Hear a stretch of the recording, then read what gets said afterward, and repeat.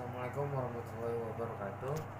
Nama saya Wicaksana Julius Herianto dengan NIM 41820010079. Nah, kali ini saya akan menjelaskan tentang dari mata studi konsep sistem informasi untuk memenuhi nilai ujian akhir semester. Nah, kali ini saya mempresentasikan yang pertama kali adalah adanya apa itu perubahan dan penggunaan pendukung keputusan dalam bisnis. Sistem pengambilan keputusan atau decision support system adalah bagian dari sistem informasi yang berbasis komputer, termasuk sistem berbasis pengetahuan manajemen dan manajemen pengetahuan yang dipakai untuk mendukung pengambilan keputusan dalam suatu organisasi. Nah, akan tetapi, menurut Simon, pada tahun 1966, proses yang dilalui dalam pengambilan keputusan ada 3 fase, yaitu ada pertama, tahap intelligence. Nah, tahap ini disebut sebagai dimana seseorang dalam rangka pengambilan keputusan untuk permasalahan yang dihadapi terdiri dari aktivitas penelusuran, pendeteksian, serta proses pengenalan masalah. Data diperoleh, lalu diproses dan diuji dalam rangka mengidentifikasikan masalah tersebut. Lalu yang tahap kedua, tahap desain. Tahap proses pengambilan keputusan setelah tahap intelligence meliputi proses untuk mengerti permasalahannya, menurunkan sebuah solusi dan menguji kelayakan solusinya. Aktivitas yang biasanya dilakukan seperti menemukan, mengembangkan, dan menganalisa alternatif tindakan yang dapat dilakukan. Yang ketiga, atau yang disebut juga tahap choice. Pada tahap ini, pengambil keputusan melakukan proses pemilihan di antara berbagai alternatif tindakan yang mungkin dijalankan. Hasil pemilihan tersebut kemudian diimplementasikan dalam proses pengambilan keputusan. Nah, yang B ini ada pelaporan sistem informasi manajemen. Sistem pelaporan manajemen atau yang bisa disebut juga manajemen reporting system atau yang disebut MRS menyediakan informasi yang diperlukan oleh manajemen untuk merencanakan dan mengendalikan aktivitas bisnis. MRS memperoleh data keuangan dan non-keuangan dari kegiatan operasional dan dari data buku besar umum tradisional. Oleh karena itu, MRS dapat berupa sistem yang berdiri sendiri atau diintegrasikan dengan aplikasi SIA lainnya seperti sistem entry pesanan atau sistem pengadaan atau yang bisa disebut procurement system. Aplikasi MRS bersifat bebas atau yang disebut discretionary. Baik aplikasi maupun isi, waktu, atau format informasi yang dihasilkan tidak ditentukan atau tidak diwajibkan oleh badan otoritas. Lalu, ada fungsi, tingkat, dan jenis keputusan manajemen. Fungsi perencanaan pengendalian manajemen secara mendasar mempengaruhi sistem pelaporan manajemen. Fungsi perencanaan berkaitan dengan pengambilan keputusan tentang aktivitas akan datang dari suatu perusahaan.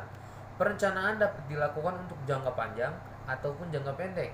Keputusan perencanaan dan pengendalian sering diklasifikasikan dalam 4 kategori. Yang pertama adalah perencanaan strategis, yang kedua perencanaan taktis, yang ketiga pengendalian manajerial, dan yang keempat adalah pengendalian operasional.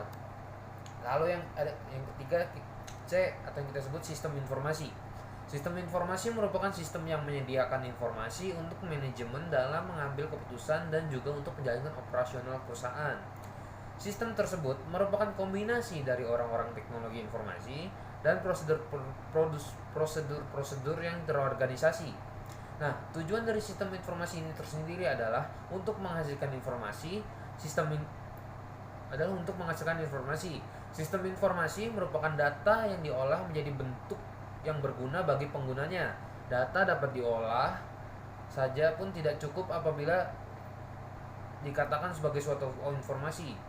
Untuk dapat berguna, data harus tersedia dari 3 pilar seperti relevansi atau tepat kepada orangnya, timeless atau tepat waktu, yang ketiga akurasi atau akurat atau tepat nilainya. Apabila tiga ini tidak terpenuhi, maka informasi tidak dapat dikatakan sebagai kategori sampah.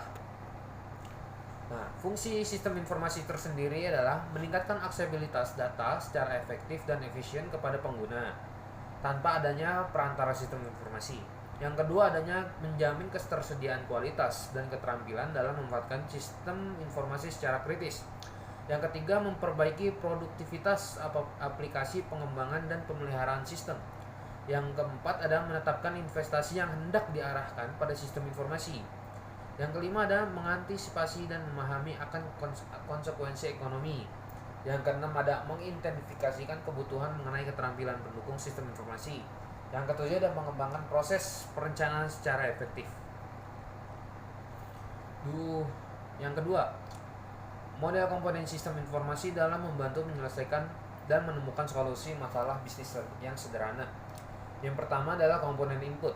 Hal-hal yang masuk dalam komponen input ini merupakan kumpulan-kumpulan data dalam komponen ini. Harus ada semacam metode serta media untuk mengumpulkan data-datanya. Nanti yang data tersebut akan diolah untuk menjadi informasi. Lalu yang kedua, komponen model. Selanjutnya sistem informasi juga membutuhkan komponen model.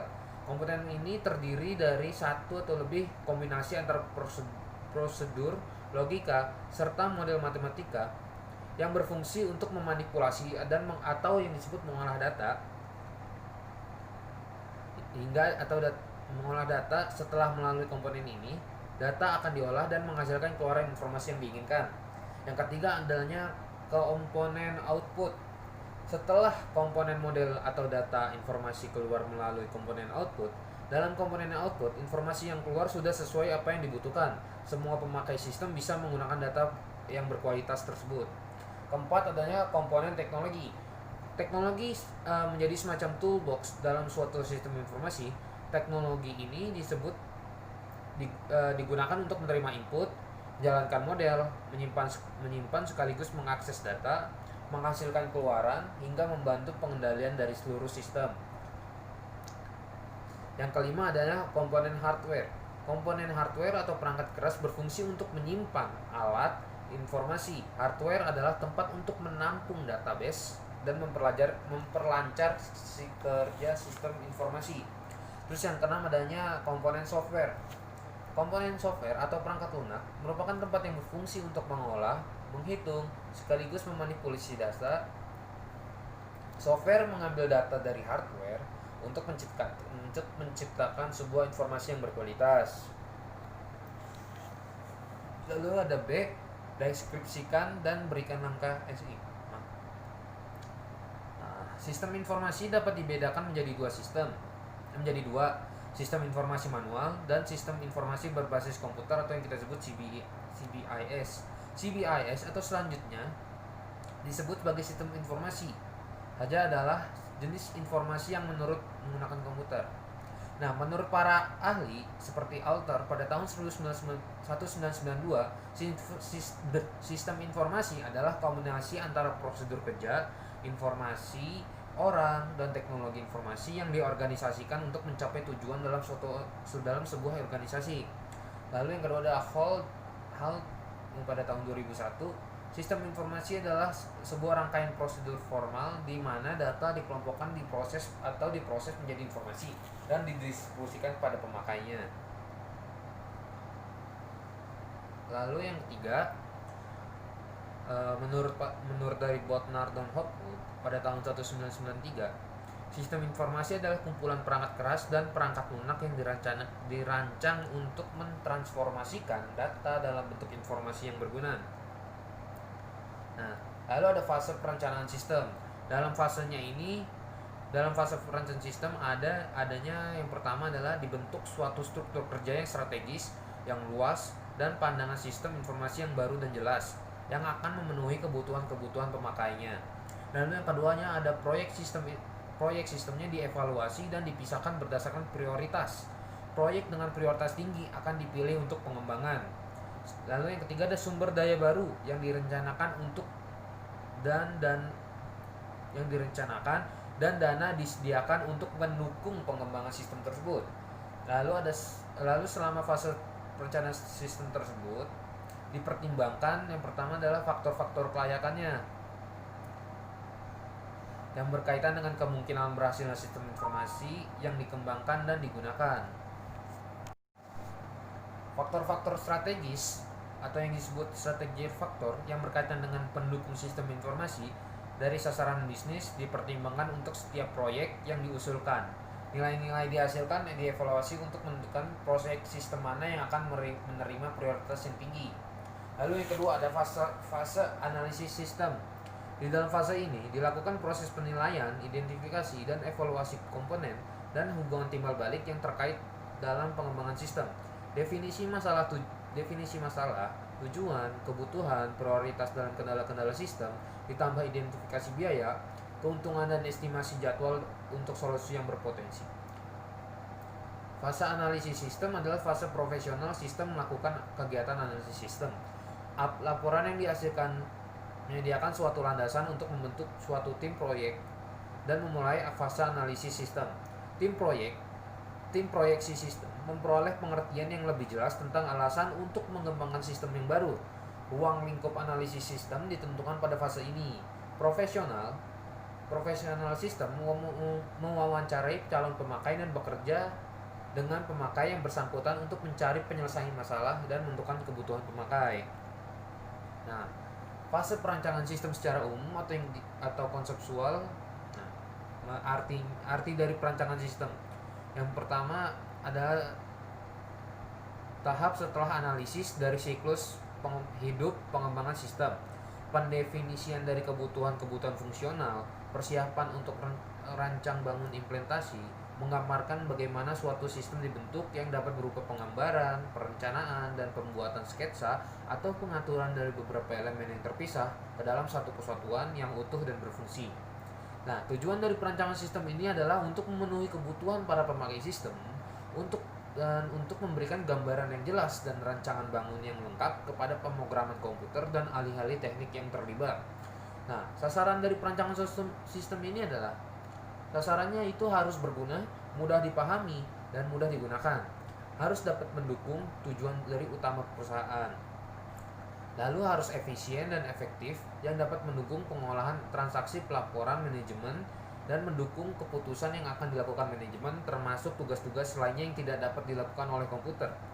Lalu harus dapat mempersiapkan rancang bangun yang terinci untuk masing-masing komponen dari sistem informasi yang meliputi data dan informasi, simpanan data, metode,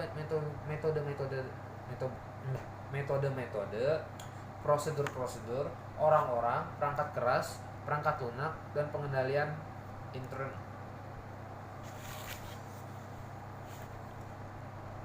3A. Bagaimana pembuatan prototipe dapat memperbaiki sistem? Prototipe adalah proses pembangunan model suatu sistem dalam hal sistem informasi. Prototipe dapat digunakan untuk membantu perancangan dalam membangun sistem informasi dan mudah dimanipulasi oleh pengguna akhirnya. Prototipe disebut juga sebagai proses yang berulang yang merupakan bagian dari fase analisis siklus pengembangan sistem.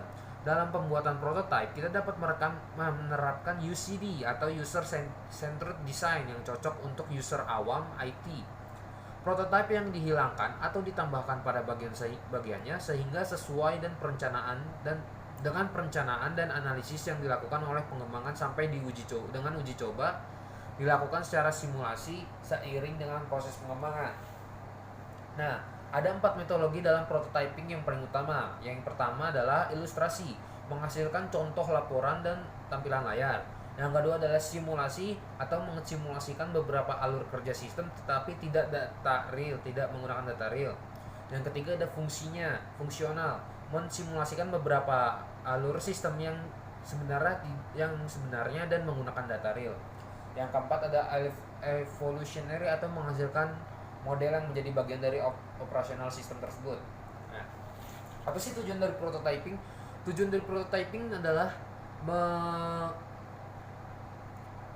mengumpulkan informasi dari pengguna sehingga pengguna dapat berinteraksi dengan model prototype yang dikembangkan.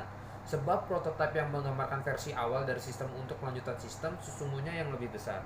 Nah, manfaat dari penggunaan prototyping adalah pertama adalah mewujudkan sistem sesungguhnya dalam sebuah replika sistem yang akan berjalan, menampung masukan dari pengguna untuk kesempurnaan sistem. Yang kedua, Penggunaan akan lebih siap menerima setiap perubahan sistem yang berkembang sesuai dengan berjalannya prototipe sampai dengan hasil akhir pengembangan yang akan berjalan nantinya. Yang ketiga, prototipe dapat ditambah maupun dikurangi sesuai berjalannya proses pengembangan. Kemajuan tahap demi tahap dapat diikuti langsung oleh pengguna. Penghematan sumber daya dan waktu dalam menghasilkan produk lebih baik dan tepat bagi para penggunanya. Lalu yang ketiga B, faktor evaluasi yang harus dipertimbangkan dalam mengevaluasi pemrograman piranti keras, piranti lunak, dan layanan sistem informasi.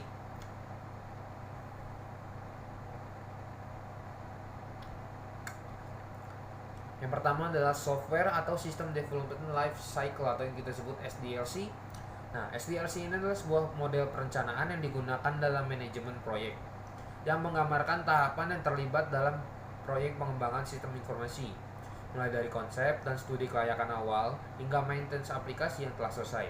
Mengimplementasikan SDLC dalam pembangunan aplikasi akan sangat membantu pengembangan dan keberlanjutan fungsi aplikasi. Berikut tahapan yang dapat diikuti untuk menjalankan SDLC pada proyek aplikasi perusahaan. Yang pertama, analisis kebutuhan atau kita sebut requirement analysis oleh business analyst project manager.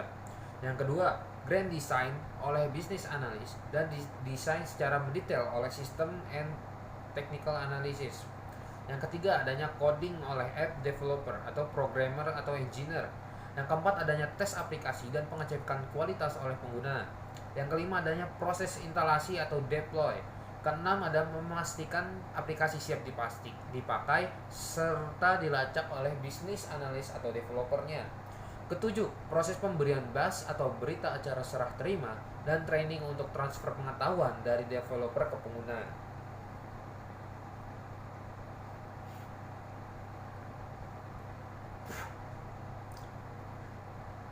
Yang keempat, 4A, isu etika tentang penggunaan teknologi informasi dalam bisnis.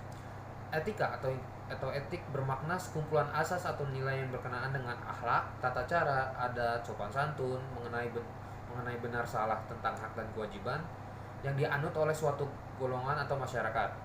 TIK dalam konteks yang lebih luas merangkum semua aspek yang berhubungan dengan mesin, komputer, dan telekomunikasi.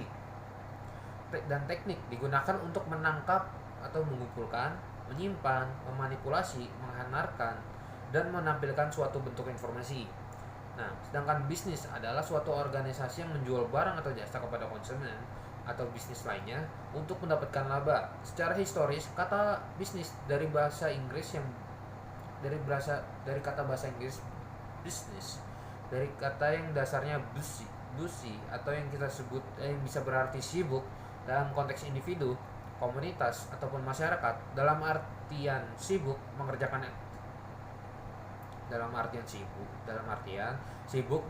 aktivitas dan pekerjaan yang mendatangkan keuntungan. Dalam melakukan bisnis, kita wajib untuk memperhatikan etika agar dipandang sebagai bisnis yang baik. Bisnis yang beretika adalah bisnis yang mengindahkan serangkaian nilai-nilai luhur yang bersumber dari hati nurani, empati, dan hormat. Nah, etika profesi bisnis adalah etika bisnis merupakan sebuah harga mati yang tidak dapat ditawar lagi. Dalam zaman keterbukaan dan luasnya informasi saat ini, buruk-buruknya sebuah dunia usaha dapat tersebar dengan cepat dan luas. Memposisikan karyawan, konsumen, pemasok, pemodal, dan masyarakat umum secara etis dan jujur adalah salah satu caranya supaya dapat bertahan di dalam dunia bisnis.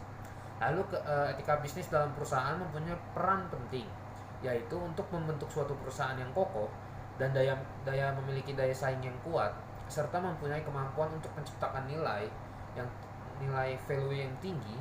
Diperlukan suatu landasan yang kokoh. Di Indonesia tampaknya masalah penerapan etika perusahaan yang lebih intensif masih belum dilakukan dan digerakkan secara nyata. Kedua, adanya etika profesi teknologi informasi. Kode etik seorang programmer adalah sebagai berikut. Yang pertama, seorang programmer tidak boleh membuat atau mendistribusikan malware atau virus.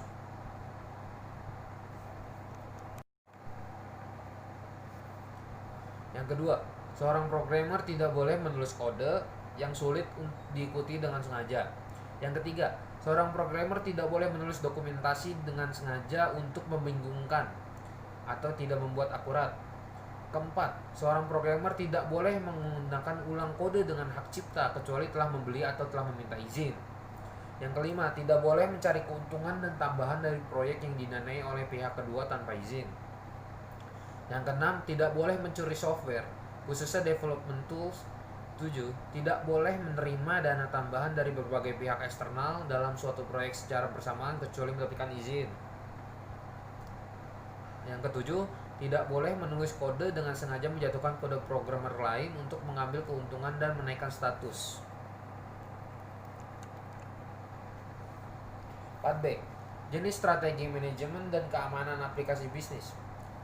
Strategi manajemen meliputi strategi yang dapat dilakukan oleh manajemen dengan orientasi pengembangan strategi secara makro.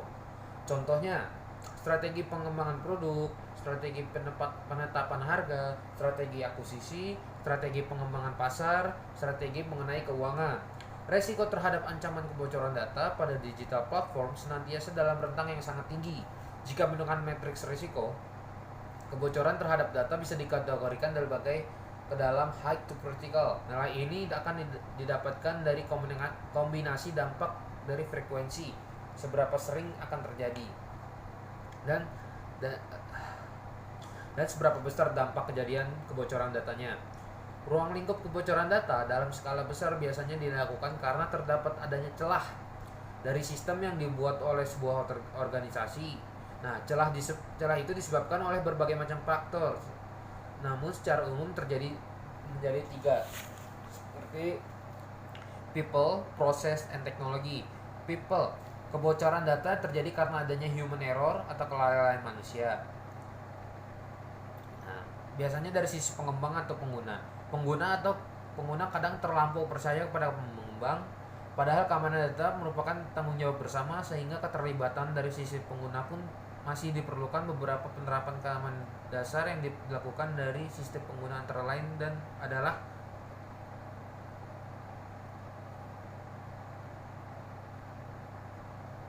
penggunaan password yang baik. Kombinasi karakter password, menggunakan password yang berbeda juga untuk setiap platform, serta menggantinya secara berkala. Pengguna juga perlu kesadaran dan pengetahuan terhadap ancaman social engineering seperti phishing. 5A. 3 komponen teknologi informasi. Yang pertama adanya hardware atau yang kita sebut perangkat keras. Hardware merupakan perangkat keras yang kasat mata yang bisa dilihat, memiliki wujud fisik, dan dapat diraba. Hardware pada komputer sendiri masih dibagi lagi menjadi 4 bagian, yaitu input device, output device, processing device, dan storage device. Lalu yang kedua ada software atau yang kita sebut perangkat lunak. Komponen sistem komputer selanjutnya adalah software. Berkebalikan dari hardware, software sendiri tidak bisa dilihat, tidak bisa diraba, maupun tidak memiliki wujud fisik. Software dalam komputer adalah komponen paling penting dan berperan menjalankan sebagai perintah yang masuk ke hardware. Nah, yang ketiganya brainware. Komponen terakhir yang menutup serangkaian komponen sistem komputer adalah brainware. Brainware yaitu orang yang menjalankan atau mengoperasikan komputer. Brainware sangat penting karena komputer tidak dapat bermanfaat jika tidak dioperasikan oleh manusia. Lalu 5B adalah kegagalan implementasi teknologi informasi. Kegagalan implementasi teknologi informasi dapat bersifat parsial atau over budget, overtime, atau pencapaian di bawah ekspektasi. Kegagalan total atau yang kita sebut, atau bisa juga proyek tidak bisa diimplementasikan atau membuat pelanggan bangkrut, ataupun bersifat laten, di mana implementasi awal terlihat sukses tetapi dalam jangka panjang menjadi bumerang. Nah,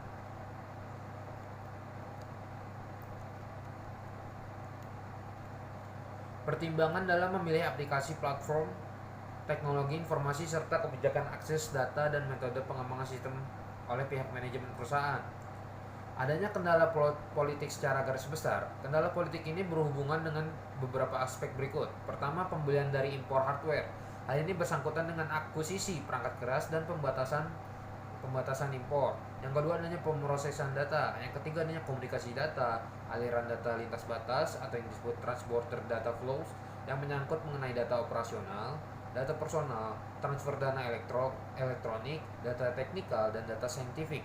Kendala politik secara besar dirasakan oleh organisasi global karena politik adalah sebuah bentuk dari pemikiran-pemikiran yang harus ditaati dan memiliki aturan secara konkret.